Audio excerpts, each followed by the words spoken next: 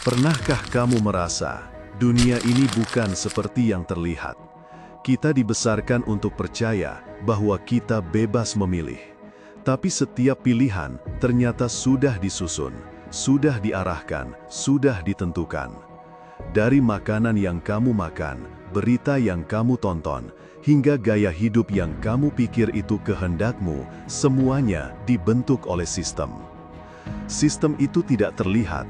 Ia tidak berbentuk negara, tidak memakai seragam militer, tidak mengangkat senjata secara terang-terangan.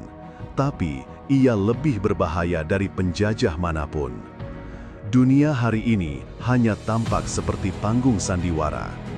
Negara-negara Muslim diperangkap utang. Tanah Palestina dirampas bertahun-tahun. Perang pecah di Timur Tengah, tapi saham militer melambung di Barat.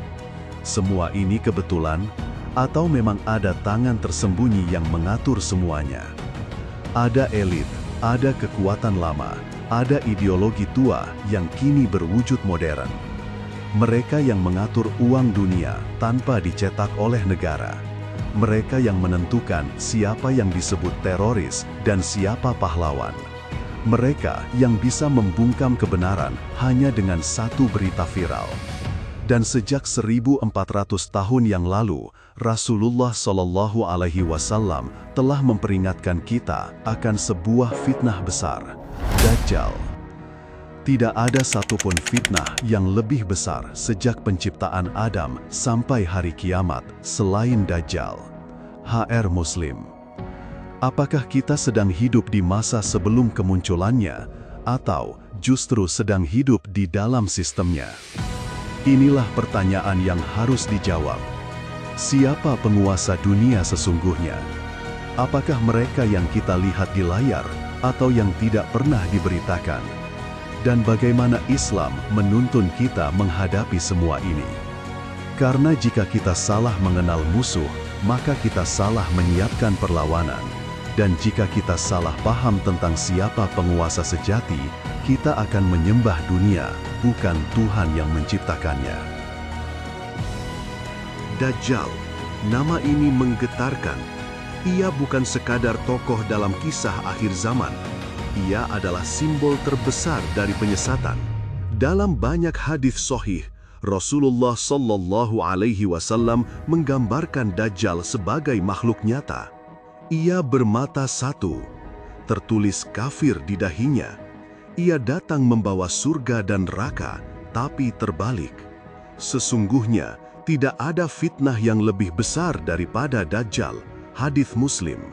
Namun para ulama, termasuk Syekh Al-Albani, Ibnu Hajar, dan Syekh Abul Hasan An-Nadwi mengingatkan bahwa sebelum Dajjal muncul secara fisik, kita akan hidup di dalam sistemnya. Sistem itu menipu. Ia menyamar dalam bentuk kemajuan. Ia menyusup ke dalam ekonomi, hiburan, pendidikan, bahkan agama. Bayangkan, riba dibungkus dengan nama investasi, pornografi disamarkan sebagai seni, ketidakadilan disebut stabilitas, penjajahan dilabeli perdamaian. Inilah fitnah Dajjal yang dimaksud oleh para ulama kontemporer. Sebuah sistem global yang menyilaukan mata, namun mematikan jiwa. Kita hidup dalam dunia yang penuh dengan kebohongan yang tampak benar dan kebenaran yang terlihat salah. Inilah kebalikan total dari fitrah. Dajjal tidak bekerja sendiri. Ia punya struktur, ia punya jaringan, dan ia sangat sabar. Dalam tafsir para ulama, Dajjal adalah klimaks dari sistem dunia yang telah lama disiapkan, menghapus batas halal dan haram, mengaburkan batas iman dan kufur, mengganti konsep Tuhan dengan manusia sebagai pusat kuasa. Dan pertanyaannya bukan lagi apakah Dajjal sudah muncul, tapi apakah kita sedang hidup di dalam sistem Dajjal. Jika Dajjal membawa surga dan neraka palsu, maka sistem ini telah membuat banyak orang mengejar dunia seolah itu surga, dan melupakan akhirat seolah itu tidak nyata. Runtuhnya Khilafah Utsmaniyah tahun 1924 bukan sekadar kejatuhan satu kekuasaan. Ia adalah awal dari zaman fitnah besar yang menyelimuti umat Islam. Tak butuh bom, tak butuh tentara, hanya butuh peta dan pena. Perjanjian Sykes-Picot 1916 membagi wilayah dunia Islam seperti kue perang. Dua diplomat barat, Mark Sykes dari Inggris dan François Georges Picot dari Prancis, mengatur nasib tanah-tanah kaum muslimin dari atas meja, tanpa sedikit pun suara dari umat yang memilikinya. Wilayah Syam dipotong-potong, Irak diserahkan ke Inggris, Libanon dan Suriah jatuh ke tangan Prancis. Lalu, pada 1917, muncul Deklarasi Balfour. Surat dari Menteri Luar Negeri Inggris Arthur Balfour kepada Lord Rothschild, tokoh Yahudi Zionis ternama, yang menyatakan dukungan penuh terhadap pendirian Tanah Nasional Yahudi di Palestina. Palestina, tanah suci, dijanjikan oleh penjajah kepada penjajah lainnya. Padahal, umat Islam telah hidup damai di tanah itu selama berabad-abad. Yahudi, Kristen, dan Muslim hidup berdampingan. Namun, kolonialisme Eropa membalikkan segalanya. Kenapa Palestina? Karena di sanalah kiblat pertama Islam, di sanalah tempat Isra dan Mi'raj, dan di sanalah para Zionis ingin mewujudkan ambisi terbesar mereka, membangun Israel Raya dari Sungai Nil ke Sungai Eufrat. Rekayasa ini bukan sekadar politik, ia adalah bagian dari perang ideologi, menghapus identitas Islam, menghancurkan rasa persaudaraan umat, dan menciptakan negara-negara bangsa yang terpecah, lemah, dan mudah dikendalikan.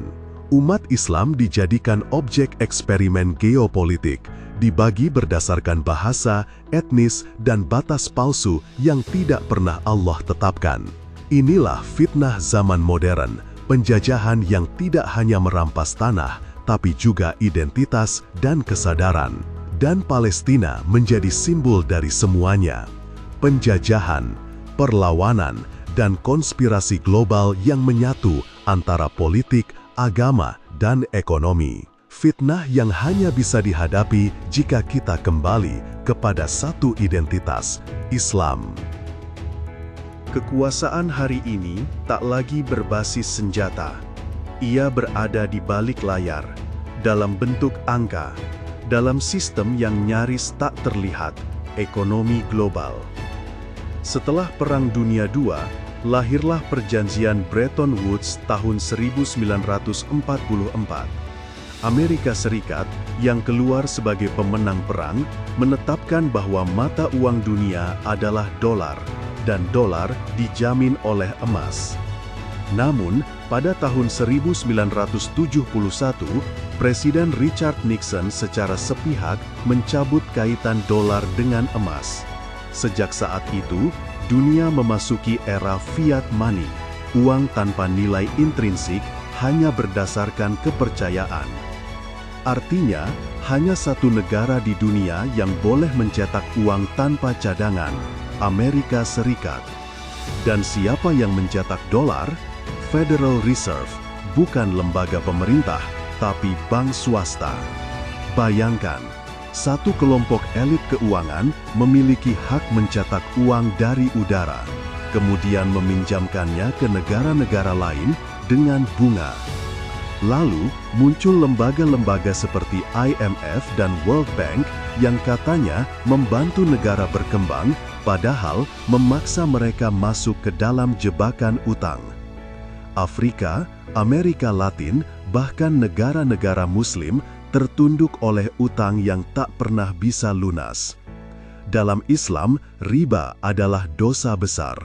Tapi, dalam sistem hari ini, riba menjadi fondasi ekonomi dunia.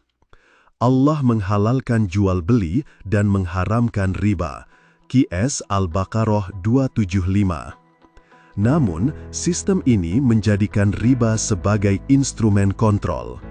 Negara-negara Muslim tidak bisa merdeka karena selalu tergantung pada bantuan luar. Kebijakan dalam negeri tunduk pada syarat-syarat IMF. Harga bahan pokok energi, dan pendidikan bisa dikendalikan dari luar. Inilah penjajahan modern, bukan dengan senjata, tapi dengan utang, bukan dengan pasukan, tapi dengan bank. Dan para elit ini tak muncul di layar. Mereka tidak ikut pemilu, tapi mereka menentukan siapa yang berkuasa dan siapa yang jatuh. Mereka adalah penguasa tak terlihat, yang mengontrol dunia melalui angka-angka dan kontrak ekonomi. Jika umat Islam tidak sadar, maka selamanya kita akan menjadi budak dalam sistem yang tampak legal, tapi sejatinya zolim. Di era modern, perang tak lagi hanya terjadi di medan tempur. Ia berlangsung di layar, di pikiran, di persepsi. Dunia telah memasuki era di mana narasi lebih berbahaya dari peluru. Televisi, film, berita, media sosial, semuanya telah menjadi senjata, dan umat Islam menjadi target utamanya. Dalam 1 dekade terakhir, kita menyaksikan bagaimana citra Islam diputarbalikan. Jihad disamakan dengan terorisme. Ulama digambarkan kolot dan ekstrim. Muslimah bercadar dicurigai. Semua itu bukan kebetulan. Ia adalah hasil dari rekayasa media global. Perusahaan media besar dunia seperti CNN, BBC, New York Times, hingga Hollywood dikendalikan oleh segelintir elit yang punya misi ideologis. Mereka bukan sekedar menyampaikan berita, mereka membentuk realitas. Lalu datang era digital dengan algoritma yang lebih berbahaya daripada senjata. YouTube, Instagram, TikTok, dan X, dulu Twitter, menjadi alat kontrol persepsi. Konten yang vulgar, bodoh, dan hedonis didorong naik, sementara dakwah, ilmu, dan akidah dibungkam dengan algoritma senyap. Siapa yang mengendalikan algoritma? Dia mengendalikan umat. Akan datang kepada manusia tahun-tahun penuh tipu daya, di mana pendusta dipercaya dan orang jujur didustakan. Hadits Ahmad. Budaya juga dijajah. Kita dipaksa meniru Barat. Gaya hidup liberal disebut kebebasan. Pergaulan bebas dianggap hak individu. Gaya hidup konsumtif dijual sebagai kesuksesan. Padahal semua itu menjauhkan manusia dari Islam. Anak-anak muda lebih hafal artis Korea daripada nama sahabat Nabi. Mereka lebih hafal quotes motivator daripada ayat Al-Quran. Ini bukan hanya krisis keilmuan, ini adalah krisis identitas. Dan selama kita membiarkan diri kita dijajah oleh konten, kita sedang membuka pintu penjajahan yang lebih dalam, penjajahan akal dan iman. Media bukan lagi sekedar hiburan, ia adalah alat perang pemikiran. Dan umat Islam harus sadar, kita tidak sedang hidup di era informasi, kita hidup di era manipulasi informasi. Zionisme bukan hanya gerakan teks provokatif, ia adalah proyek peradaban jangka panjang, dan kini ia telah menjelma menjadi salah satu kekuatan paling berpengaruh di dunia. Dimulai dari Theodor Herzl, seorang jurnalis Yahudi sekuler yang menggagas ide negara Yahudi modern dalam bukunya Der Judenstaat, Negara Yahudi, tahun 1896. Ia bukan seorang rabi, ia bukan tokoh agama, tapi ia visioner politik. Ia menyadari bahwa kunci kekuatan bukan di mimbar agama, tapi di meja perundingan dan kekuasaan global. Tak lama setelah itu, berdirilah World Zionist Organization, WZO. Tujuannya jelas, membentuk negara Yahudi di tanah Palestina. Proyek ini mendapat dukungan dari keluarga Rothschild, dinasti bankir Yahudi yang memiliki pengaruh keuangan besar di Eropa. Dan pada tahun 1917, Deklarasi Balfour menjadi legalisasi kolonial atas nama Zionisme. Namun, kekuatan Zionis tidak hanya berhenti di Israel, mereka membentuk lobi-lobi kuat di dunia barat. AIPAC, American Israel Public Affairs Committee, yang mempengaruhi kebijakan luar negeri AS. ADL, JINSA, dan berbagai organisasi Yahudi di Eropa Amerika yang menekan media, pemerintah, dan perusahaan global agar tunduk pada agenda mereka. Mereka memiliki kekuatan ekonomi, media, dan politik yang saling menopang.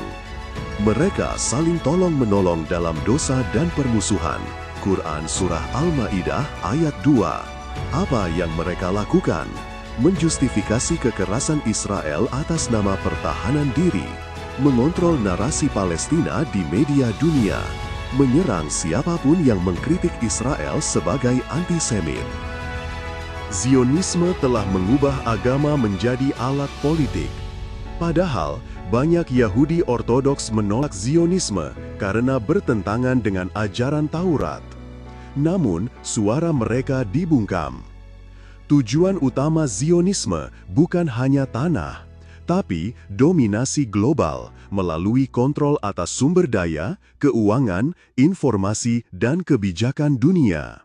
Mereka tidak muncul dalam pemilu, tapi menentukan hasilnya. Mereka tidak tampil di televisi, tapi menentukan apa yang boleh disiarkan. Dan selama umat Islam hanya sibuk bertengkar satu sama lain, mereka terus menyusun langkah demi langkah menuju dominasi dunia.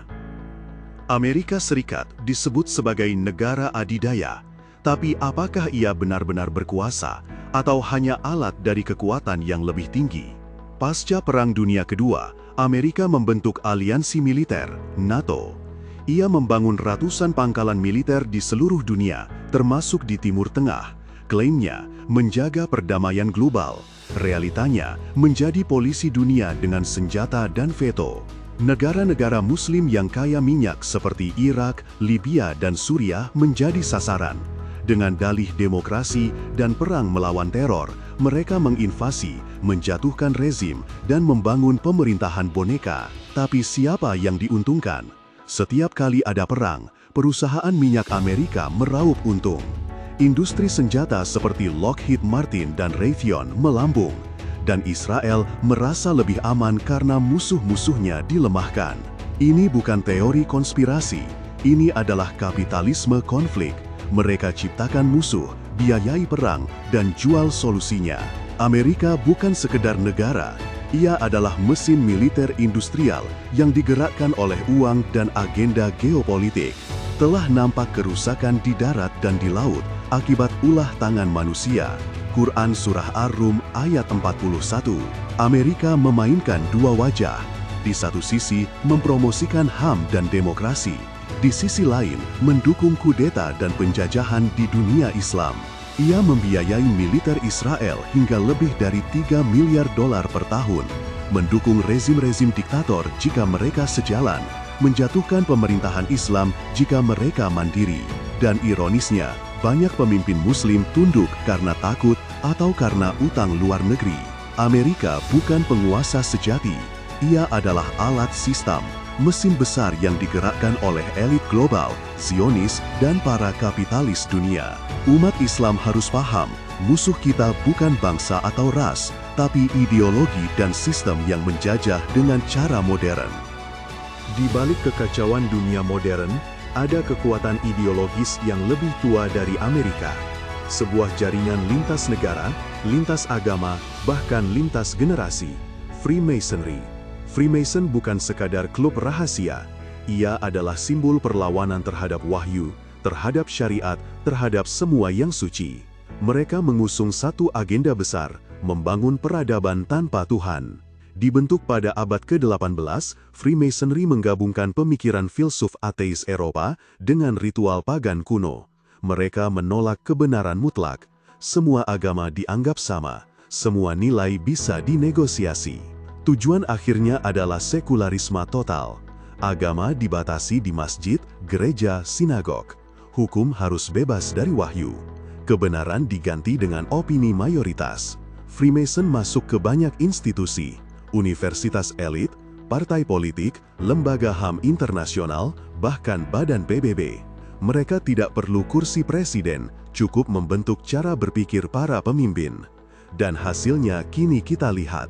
Umat Islam malu menyebut syariat, hukum Islam dianggap ekstrim. Anak muda bangga jadi liberal, tapi alergi dengan istilah khilafah. Freemason menyebarkan ide lewat pendidikan, budaya, dan hukum. Mereka tanamkan paham relativisme, tidak ada benar dan salah mutlak, dan ini berbahaya. Karena jika tidak ada kebenaran mutlak, maka yang punya kuasa bisa mendefinisikan kebenaran seenaknya. Apakah hukum jahiliyah yang mereka kehendaki? Dan hukum siapakah yang lebih baik daripada hukum Allah bagi kaum yang yakin?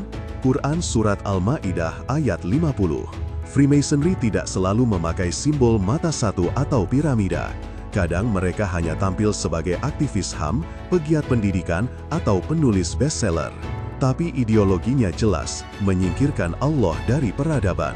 Dan jika umat Islam tidak kembali pada Al-Quran dan Sunnah, kita akan terseret arus globalisasi yang tidak netral. Freemason mungkin tak terlihat, tapi warisan pikirannya hari ini sudah mengatur hukum, budaya, bahkan isi kepala anak-anak Muslim. Setelah kita menyusuri kegelapan sistem dunia, pertanyaannya kini berubah. Adakah harapan atau semuanya telah ditakdirkan? Jawabannya ada dalam nubuat Rasulullah Shallallahu Alaihi Wasallam. Beliau telah memperingatkan, akan datang kepada umatku masa seperti malam yang gelap gulita. HR Abu Dawud. Namun, dalam setiap kegelapan selalu ada cahaya. Rasulullah Shallallahu Alaihi Wasallam bersabda, akan terus ada sekelompok dari umatku yang tampil membela kebenaran hingga datang keputusan Allah. HR Muslim. Inilah janji bahwa umat Islam tidak akan binasa, akan selalu ada yang istiqomah meski minoritas. Kita juga tahu bahwa fitnah Dajjal bukan akhir. Ia hanyalah pertanda bahwa perubahan besar sedang dekat. Setelah Dajjal akan turun Nabi Isa alaihi salam. Ia akan mematahkan salib, membunuh babi, dan menghancurkan Dajjal.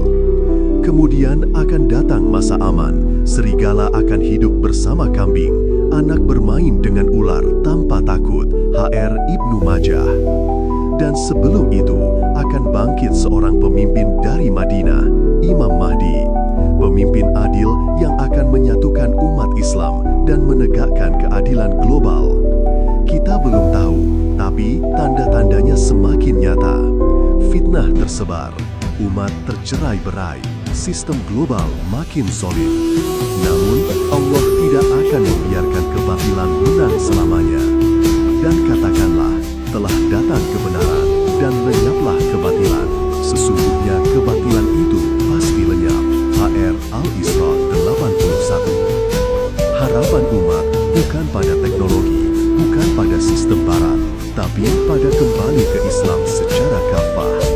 Generasi akhir zaman harus menjadi generasi yang kuat akidahnya, paham sejarah dan fitnah global, tidak tunduk pada sistem kufur, dan menanti pertolongan Allah, bukan dengan pasif, tapi dengan berjuang. Inilah janji Allah, bahwa siapa yang membela agamanya, maka dia akan menolongnya. Maka hari ini, bukan waktunya takut, tapi waktunya bangkit. Kita telah menelusuri jalan panjang, dari fitnah Dajjal hingga kekuatan Zionisme, dari krisis ekonomi hingga manipulasi budaya. Lalu, apa yang bisa kita lakukan? Apa arah perlawanan umat Islam? Jawabannya, kesadaran. Kesadaran bahwa kita sedang dijajah, bukan secara fisik, tapi secara pemikiran, ekonomi, dan budaya.